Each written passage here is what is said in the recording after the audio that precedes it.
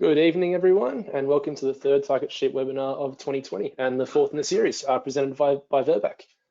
Thank you for joining us this evening. My name's Alex, and I'm the product manager for the sheep parasiticides range at Virbac, and I'll be your moderator for this evening's event. Tonight we have the pleasure of having Dr. Tim Elliott and Dr. George Cox on board to present on how you can optimize the health and productivity of your flock pre-lambing. Before we get started, a bit of housekeeping. You should be able to hear us, but we cannot hear you.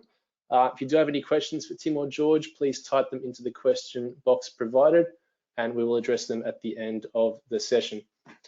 Please be as clear as possible when asking questions so that we can give you the best possible answers. All right, so getting back into it, as I said, tonight we're joined by Dr. Tim Elliott and Dr. George Cox. Tim is a researcher with a particular interest in production animal parasitology and drug resistance. Tim has worked with many pharmaceutical companies, universities, veterinarians, and government departments to help reduce the impact of parasites on animal production. He has experiences designing parasite control programs for sheep farmers in the New England region of New South Wales, where drench resistance is highly prevalent. Tim completed his PhD at La Trobe University, studying the prevalence of liver fluke in the Gippsland Dairy region of Victoria. Tim's work has been published in internationally renowned journals and has presented his work all around Australia for scientific audiences and farmer groups. Dr. George Cox is an experienced livestock veterinarian, having spent time in mixed rural practice in clinical product development and evaluation, training, marketing management, and technical services. George is a member of the sheep, camel, and goat vet and Australian cattle vet interest groups of the AVA and has a keen interest in livestock health and production. Now, before I pass over to Tim and George, we have a few poll questions to go through. These questions will help us get a better understanding of who you are and what information would be most beneficial to you and for the guys to present to you tonight. These poll questions are anonymous, so please be honest with your responses. So you should see the first question coming up on your screen now, and it's a nice and easy one to get started with. What state are you from?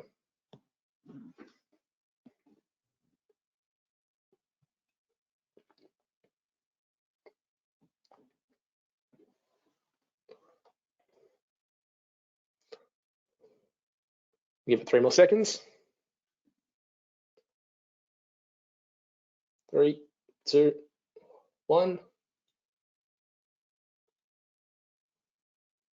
Okay, you should be able to see that on your screen now. So mix between New South Wales, ACT, and Vic and Tas, not with a couple from Queensland and WA. Next question should be on your screen now. Are you a fat lamb producer or a wool producer, or both?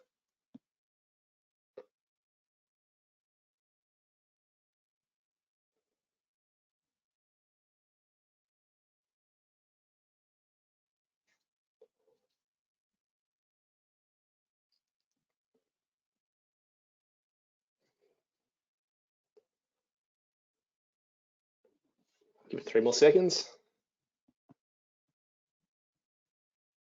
If you're unsure, go with C. Tried and trusted rule. 3, 2, 1. The majority are fat lamb, but there are quite a few of you with a mix there as well. Now getting onto the topic at hand. Do you drench pre-lambing?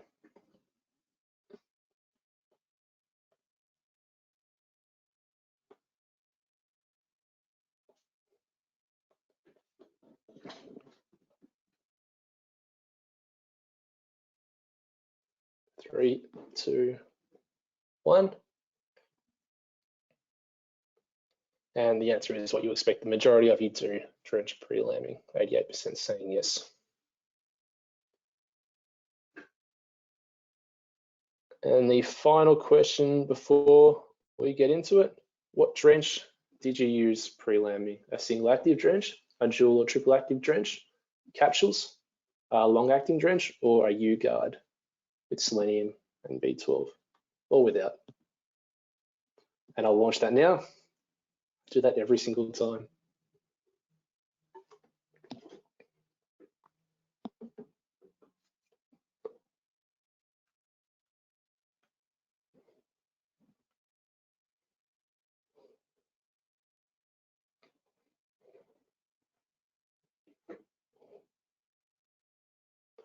Give it 3 more seconds. Good mix here.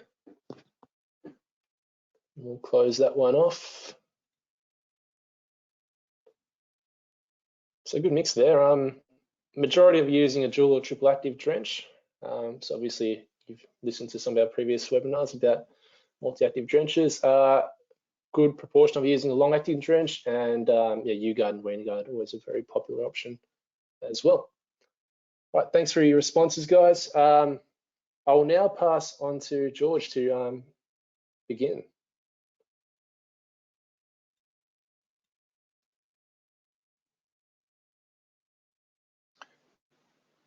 Thanks, Alex. There you go, George. You should be able to see my screen now. Not yet. Not yet. Hold on. There, no, we've got presenter view on, so they can see your comments. Okay, every time we do this, it swaps around. No worries. Go ahead, George. Excellent. So yeah, with the current prevailing conditions, it is really very different to last year. And what we're going to do with our ewes pre-lambing this year will have a huge influence on the number and the weight of the lambs that we will wean this year. Tonight we'll explain why we need to top up the important trace minerals before lambing and why the pre-lambing drench is so important. Now, if you look at optimal production from a healthy ewe, the nutrition and the condition prior to lambing will determine the weight, the immunity, and the survival rate of the lamb. On top of that, the ewe with a condition score greater than 2.5 will produce more milk. She'll be more resilient against parasites. She'll deliver higher fertility and fecundity at the next joining, and she will conceive earlier. Now, the graph that's now showing on the right-hand side shows how significant lambing down in the right condition score can be. With the current projected value of our stock, an 11 to 24% increase in the number of lambs marked can make a huge difference to the bottom line of your business. Now, the nutrition and the condition of the ewe will also influence the birth weight of the lamb, and we know that the birth weight is directly correlated to lamb survival, again as demonstrated by the graph on the right-hand side. And you can see that in non-merino ewes, doesn't matter where you reside, you need a birth weight between 5 and 6 kilograms to get optimal survival of your lambs.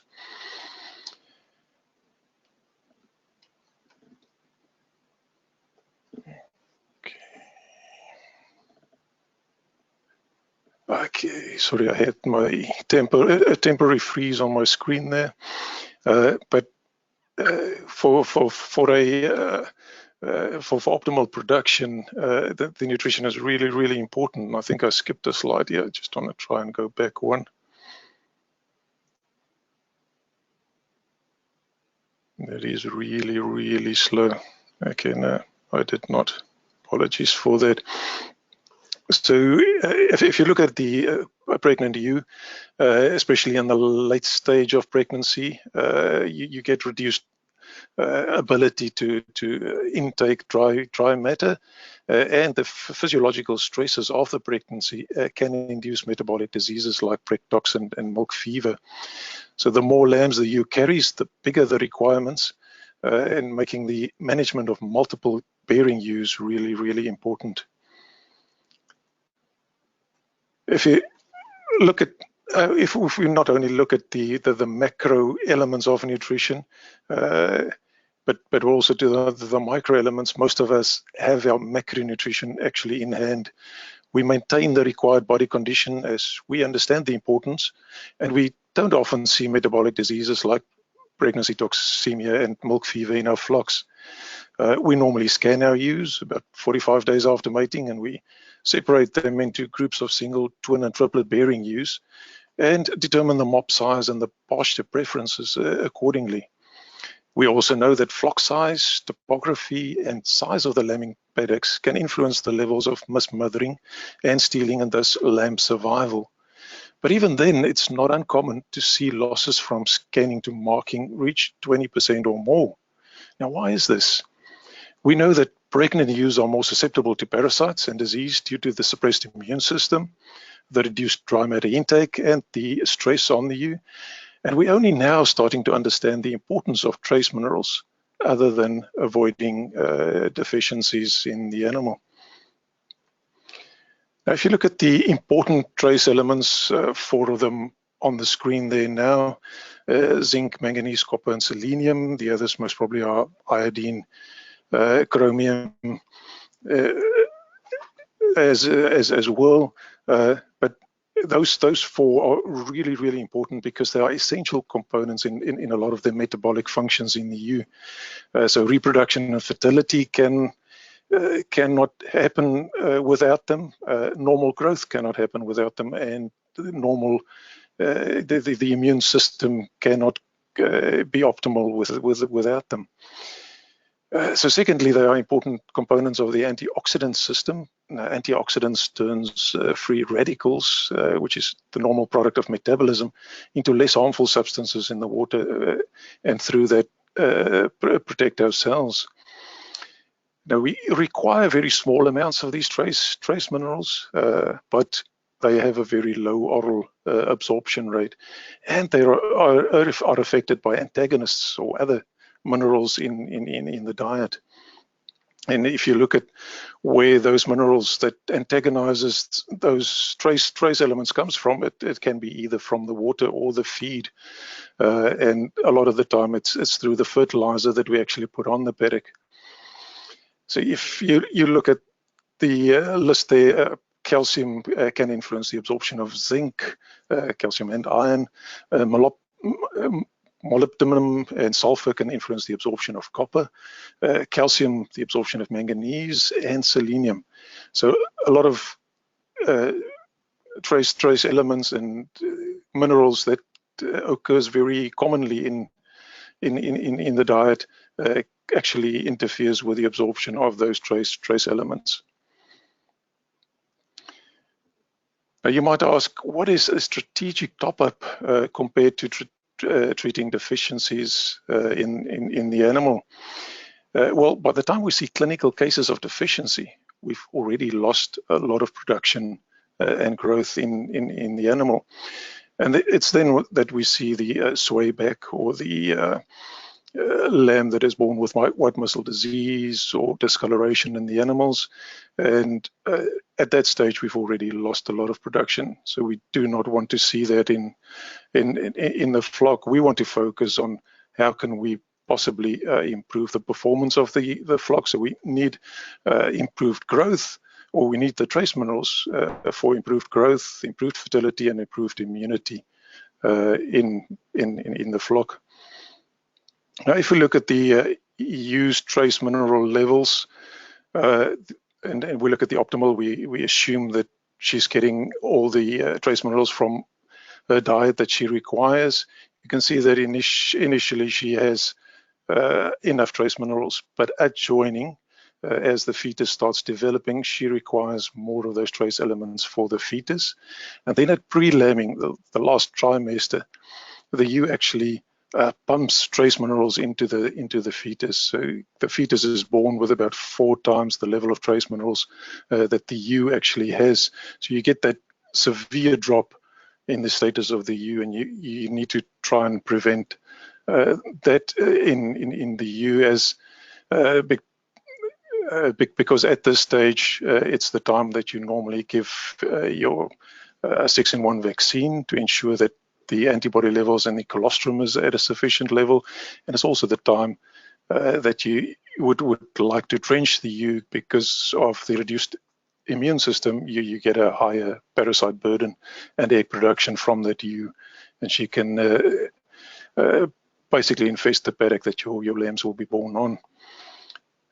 So then the lambing itself is the next important stage in the animal. If you look at the lamb, It differs from the ewe because before birth it gets that high level of trace minerals pumped into himself or herself, and it gets born with optimal trace element levels. Unfortunately, milk doesn't contain a lot of trace minerals, so as you move towards marking, that level drops, and then at the most stressful time period in the lamb's life, that's weaning, it really drops to its lowest level. And again, this is where you really want the immune system of the lamb to be optimal, and this is where you would vaccinate the animal as well. So you want the animal to be able to react to the vaccine that you give. So that is the high demand periods. So if you look at your nutritional requirements in general, for maintenance levels or your daily requirement, oral minerals is normally sufficient. But if you really want to push growth, fertility and reproduction, you have to top up at the high demand periods, and that is lambing, marking, weaning, and joining. And unfortunately, to do that with an oral supplement is really, really difficult. So the only sure way that you can do that is by giving an injection. If you look at oral trace minerals, it takes roughly 45 days for an increased level of trace minerals in the liver to be observed if you increase the level in the lick or the ration.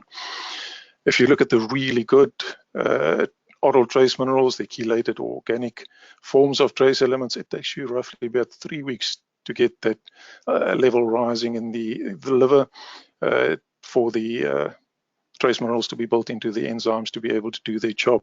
If you look at the injectable, it takes roughly 24 hours for the level to increase in the liver, so it's immediately available to be incorporated into those enzymes. Now, topping up at the strategic times is supported by multiple studies that shows the improved fertility, the more lambs surviving to marking due to the improved immunity, and more kilograms produced per ewe per hectare. So if you, this is a really hot off the press. It's a study that was started in 2018, and we roughly had about 1,450 ewes involved in the study on 5 different properties, and we only treated the ewes. So we treated them pre-joining, and we treated them pre-lambing. And you can see that the compared to the control group, the treated group actually marked 7.3% more lambs, and at weaning, which was at 12 weeks, the lambs weighed on average 2 kilograms more, which gives you a really good return on investment for just providing, remember, just providing additional trace minerals to the ewe pre-joining and pre-lambing. The lambs never saw any supplementation.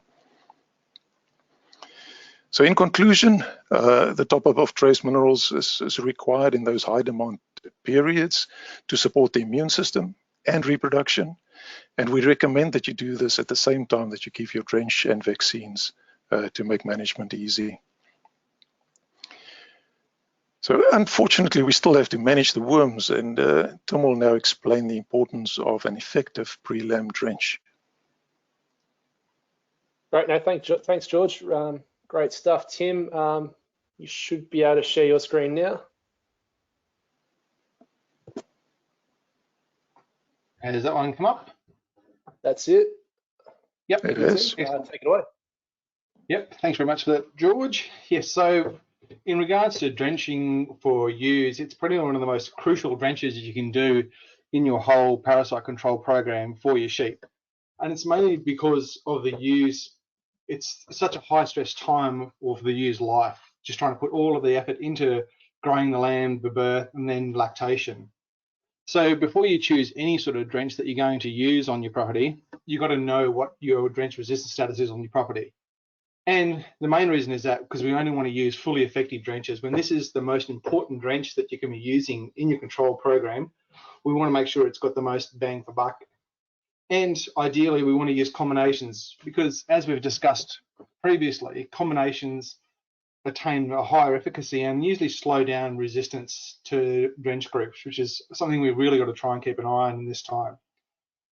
Single active moxidectin drenches can be used as long as your moxie is working at 98% or above. So you can use something like a U-Guard or a long-acting product, providing that it's working very well.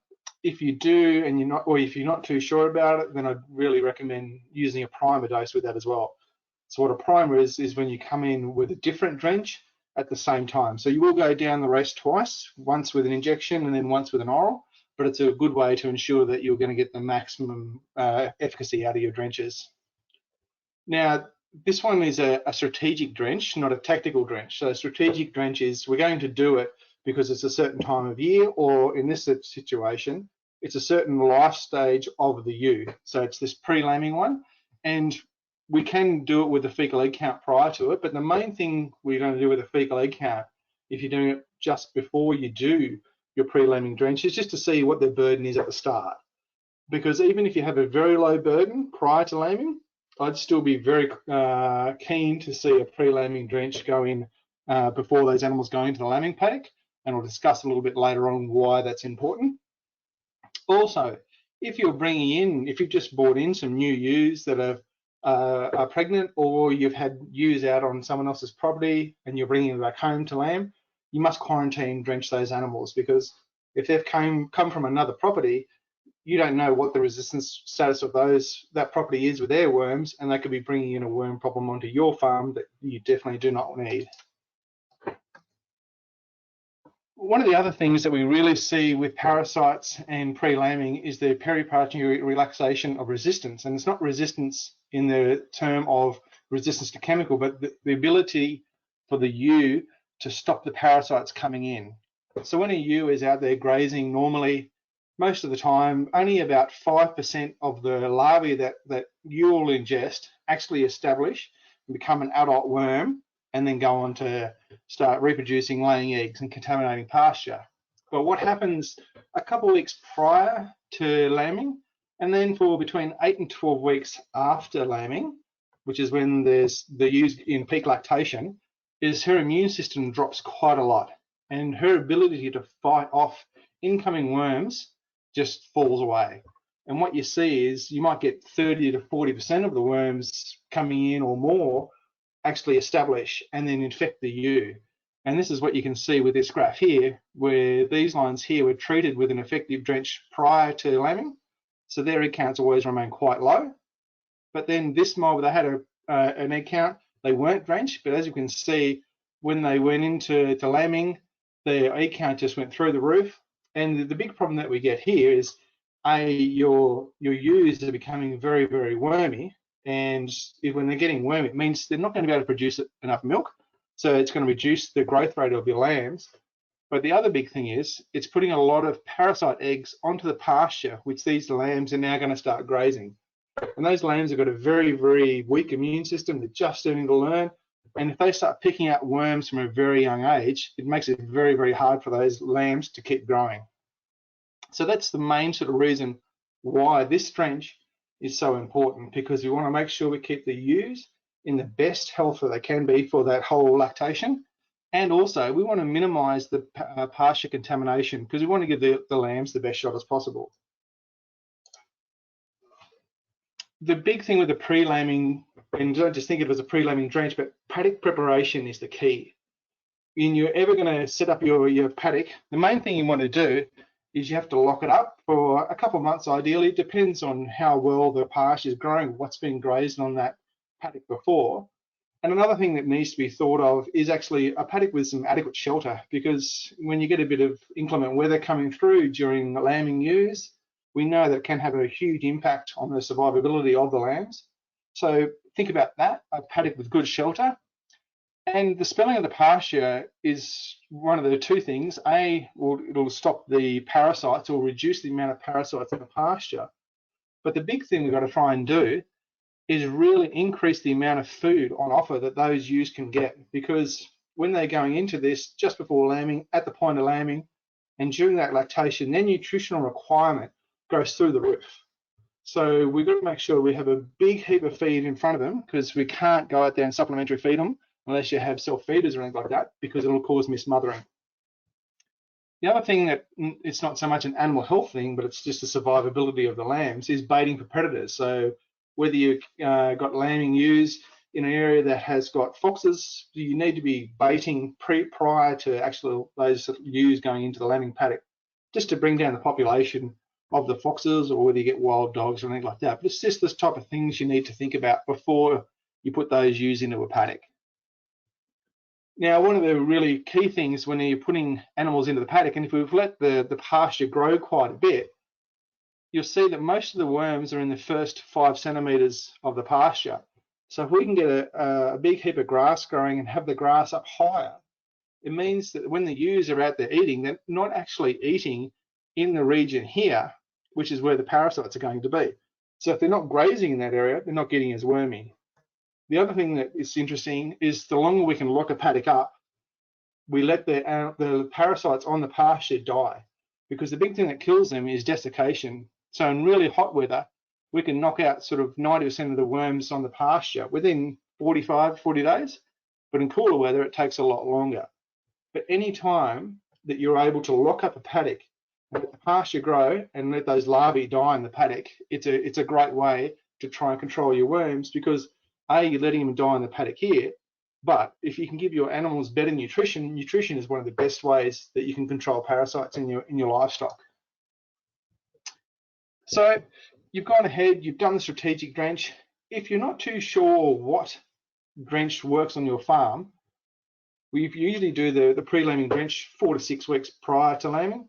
14 days after, just get a fecal egg count and make sure that that drench did work, because all of a sudden, if 14 days after you've given that drench and you've got a positive egg count, we could be in quite a bit of trouble, because if they're still carrying a decent burden going into lambing and then lambing and lactation, things can really explode later on down the track. And the one thing we're trying to avoid is having a worm explosion 3-4 weeks into lambing, because all you can do about it is absolutely nothing.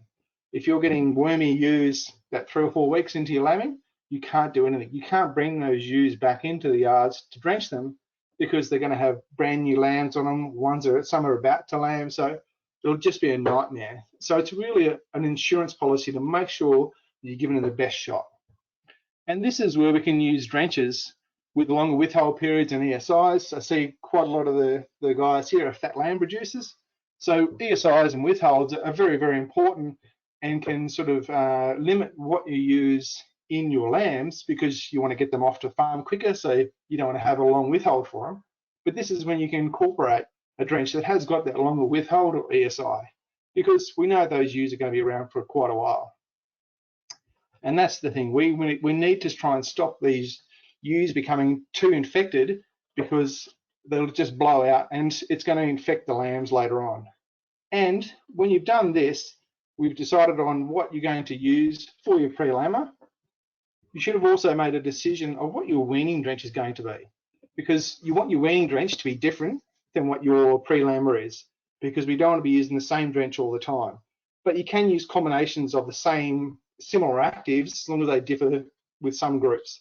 But yeah, think about, once you have your pre-lammer drench, you should already have your weaning drench already sorted, because with weaning lambs, it's the similar situation to your pre-lammer. It's a very high stress time for the sheep, so that's why it's important that we get it right. So that's pretty much it from me on the drench side of it. So the big thing we're really trying to push across with this one is making sure we're keeping up all the essential minerals to boost the immunity, protecting our ewes and lambs against internal worms, because they can really come back to bite us in the butt, and ensuring that the antibodies of the ewes are up there so they can pass it on to the lambs via the colostrum. And that's why when you do use, say, like a ewe guard at the pre-lammer, it does boost up the ewes' antibodies, which then get passed on to the lamb. That's pretty much it from me. I'll pass that back to Alex, and thanks everyone for listening. No, great. Thank you, Tim. Thank you, George. That was fantastic, guys. Just a reminder, if you do have any questions, please ask them now in the question box on the panel on your screen.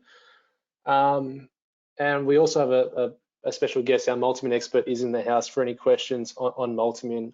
Dr. Paula Gonzalez is here to answer your questions as well, if you do have any. Before we jump into the questions, we do have a special promotion we are running just for you guys. For those who attend any Target Sheep webinar, we are giving away a $40 gift card on purchase of a Tridectin 10-litre pack. Claims must be made within 2 months of the event. And you will see full details to this promotion and much more on the follow-up email you'll receive in the next 24 hours. All right, moving on to questions now, guys. Please include them in the question box provided. We have Tim, George, and Paula here to address them. So any questions, please send them through. All right, we'll run these now. So first question for you guys, and you can all choose which one you want to answer. So the first one is, can I use blocks with trace minerals all the time? Don't all jump at the opportunity.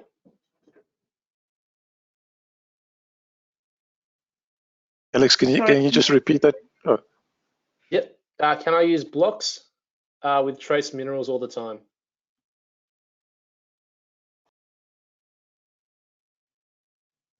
So yes, Multimin is a complement of good nutrition. So basically, you need to have basic good nutrition. That's what the blocks are giving, like loose mixes and blocks. They give you the trace minerals for maintenance. And then if you give the top up with Multimin, it will improve performance, immunity, and fertility. What we don't recommend is that you use injectable trace minerals at the same time as Multimin or the products that may contain selenium or injectable copper. And also, we don't recommend using boluses containing selenium or copper at the same time as Multimin. Is that good answering your question? No, great. Thank you, Paula. All right, next question. That is Dr. Paula Gonzalez, everyone, our Multimin and nutrition expert. All right, next question. With a 5-week lambing vaccinating with TEs pre-lambing, TEs pre-lambing should occur how long before the first lamb arrives? I'm not sure if I understand. Does anyone else want to have a crack?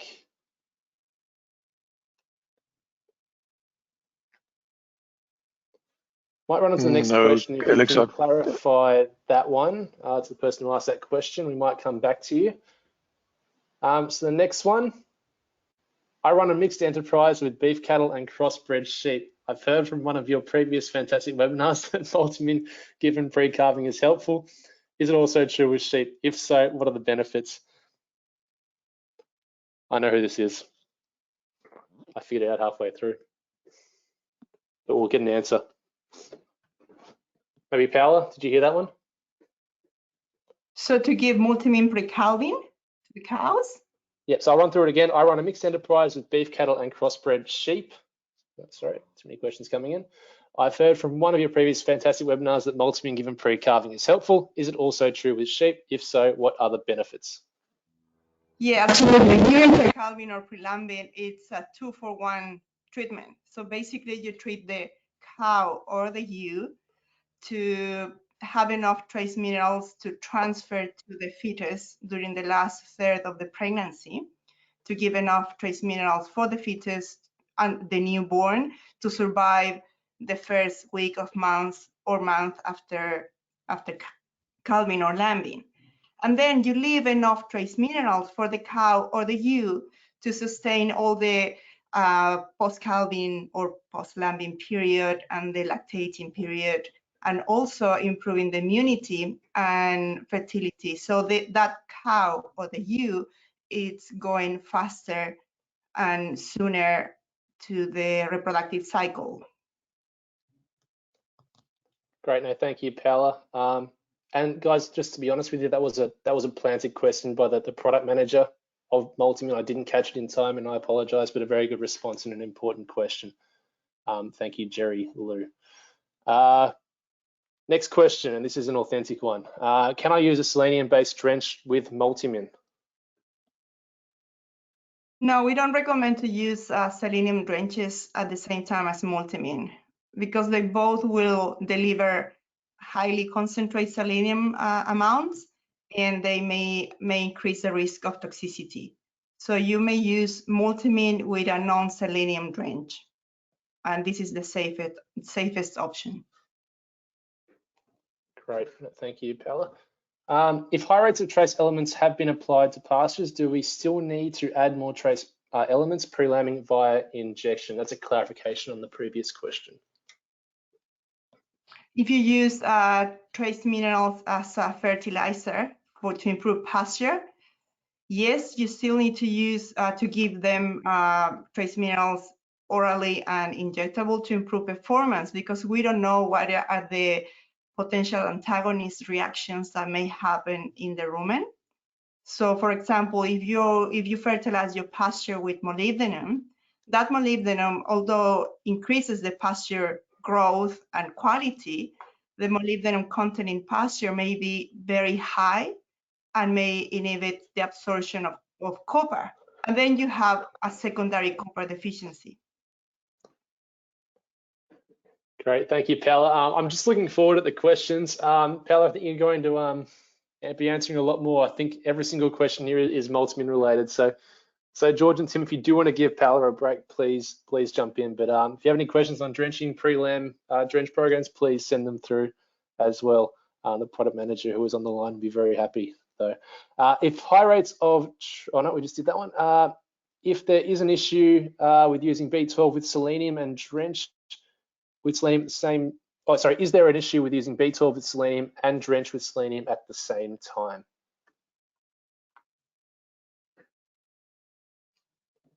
B12 and selenium injectable, and also selenium in drenches. Yes, it's the same risk as using multimin. We don't know what is the potential reaction of this double injection of selenium in the animal, and we may have a risk of toxicity. That's why we have some products that UGuard contains selenium and the other it's without selenium, so you are safer at that point. Yeah, so pretty clear there. If you have a product using selenium, don't use another one unless you have a veterinary advice. Yes. Okay, how close to lambing should mineral treatments be provided? It's good if I answer, or George, you want to answer? George, give it a go. It should have been good if you answered, but yeah, not closer than 2 weeks. You tend not to give anything closer than 2 weeks to lambing. Alex, the question was lambing or joining? Lambing. Lambing, yep. Yeah. So at least 2 weeks, preferably 4 to 6 weeks before lambing. Yes. Hopefully that's a pretty clear answer there. Next question. Multimin is not registered in goats, but is recommended by some breeders. Which type of multimin is recommended of the 3 types, and what dose rate should I be giving to goats? Unfortunately, we can't recommend to goats because we are not registered. So basically, this will be off-label. At least you have, well, if you have a veterinary recommendation, that can be done, but we cannot recommend it without seeing the animals. So if you vet can call us and contact us, we can study the case, but we cannot recommend it straight away. It's off-label in goats. Great, thank you, Paula. Guess what the next one is for you as well. Can you use multimin 4 weeks prior to using a Dynamax capsule pre-lambing? Maybe one for George as well. So if you remind me, what is Dynamax? Dynamax is a drench combined with some trace elements as well. I think it contains selenium as well. Yeah, if it's a drench containing trace minerals, same as those that are in multimin, we won't recommend it. Okay, next one, Paolo, once again, is a multimin injection at pre-lambing enough, or do you need to do other doses? I'm guessing other doses of other trace minerals is there? Yeah, the normal protocol we recommend for sheep is to use pre-joining, pre-lambing, and at weaning. And then in growing animals, it's recommended to use every 3 months.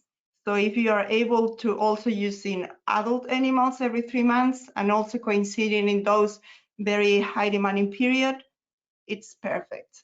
But if you have to decide the best time to use, pre-joining, pre-lambing, and at weaning. Great, thank you guys. Oh, questions are still coming in. Yeah, please ask them. We do have until 8:30 tonight to cover your questions. So yeah, please use this opportunity. This is fantastic to see all these people attending on a Thursday night before the long Easter weekend, and plenty of questions coming through. All right, next question. When vaccinating with multimin, should you average the weight of the flock or vaccinate to the maximum or minimum weight of the sheep?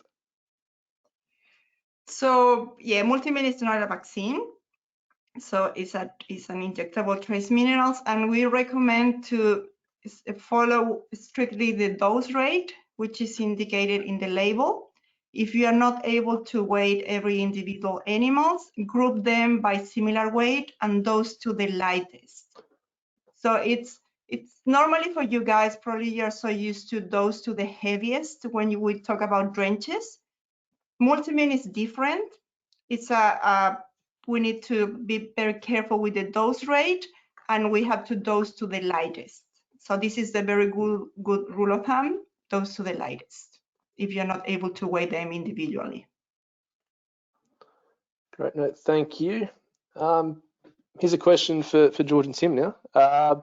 I've been using selectin long-acting for the last 9 years. What is the recommendation for me to avoid resistance in the future?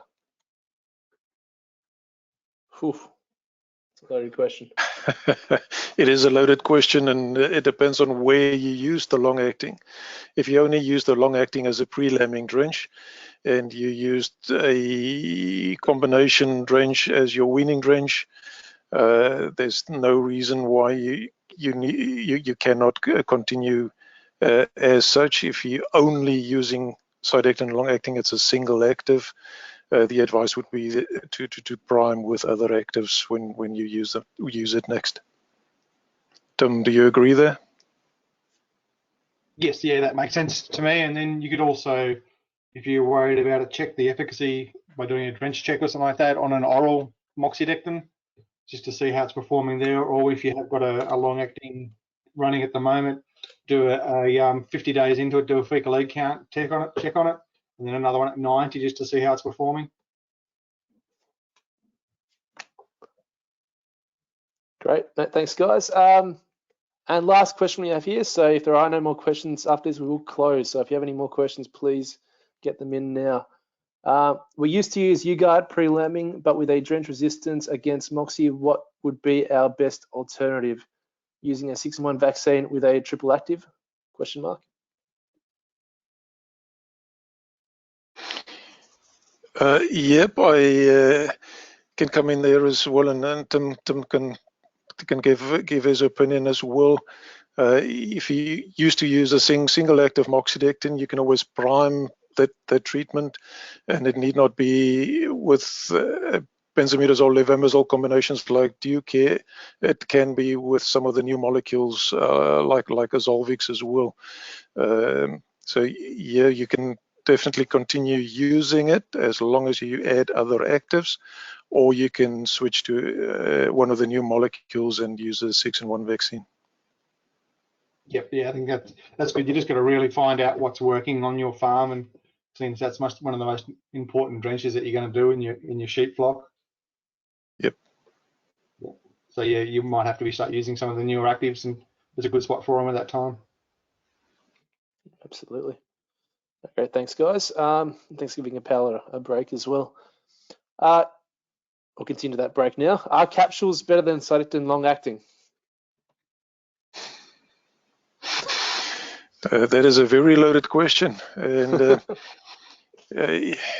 It comes back to what Tim said. You need to know what works on your property, and the capsules all contain abamectin, and if abamectin is not working above 95 or 98% on your property any longer, but moxidectin is, then the long-acting would be a bit better option. To protect the moxidectin in the long-acting, you can always use a primer with the long-acting, or you can use a different drench at weaning. Tim, your opinion? Yeah, it's very much a case-by-case basis, I think, because of what works on farm A might not be the same on farm B. So it's really, you got to find out what works on your farm to make those sort of decisions. Yep.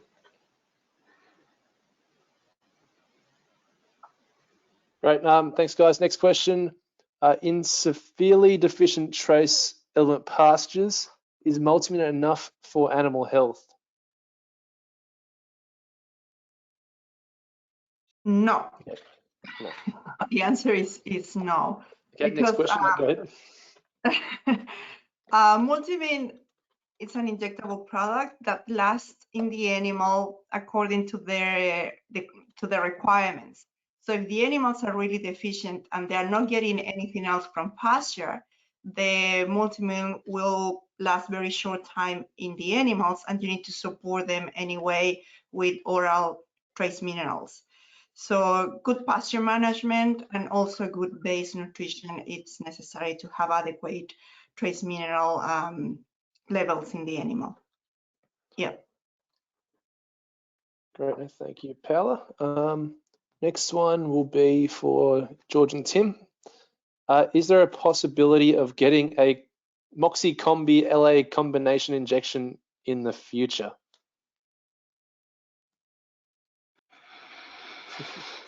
A Moxicombi LA injection in the future. Yeah. Yeah, moxidectin is an interesting molecule, and it is not difficult to get that into combination in a animal-friendly formulation, or a formulation that is stable. So it will be difficult, but I'm sure in future there will be technology that we will be able to do that. Yeah. Hence the time it took us to get tridectin to the market. Yep. Okay, great, thanks, George.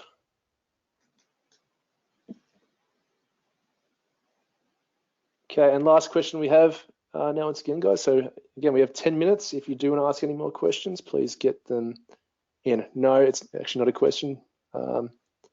Apologies to that person who is not getting audio. Well, that's actually it. If you have any more questions, please get them in the next 5 seconds. Otherwise, we will end. Again, not a question, that is a statement. Thank you once again, Jerry. All right, cool. We'll end there, guys. This is one of many in a series of webinars Virbac will be running in 2020. If you do want to find out more, simply Google Virbac webinars or follow the link in the email you receive in the next 24 hours. The next Target Sheep webinar will be held on the 14th of May. This will be a very special webinar where George and Tim will assist you in designing a sheep drench program. In this session, you'll learn how to create a sheep drench program and what the key considerations are that must be taken into account when doing so. They'll provide live examples, and we will actually supply you with a planner on the night that you can build during the session and return for feedback. But thank you all for attending today. We hope you got a lot out of this session. Thank you, Tim, George, and Paula, especially at the end there, for your time. A survey will pop up following this webinar. If you could, please let us know any feedback you have. That would be great. Please keep an eye out for a follow-up email with all the important information from this webinar, including details on the tridectin promotion, a full list of upcoming webinars, not just sheep ones, for you cattle guys out there as well. Links to past webinars. This is the fourth in the series. There are previous webinars that have been recorded for you to access as well. And thank everyone for your time this evening.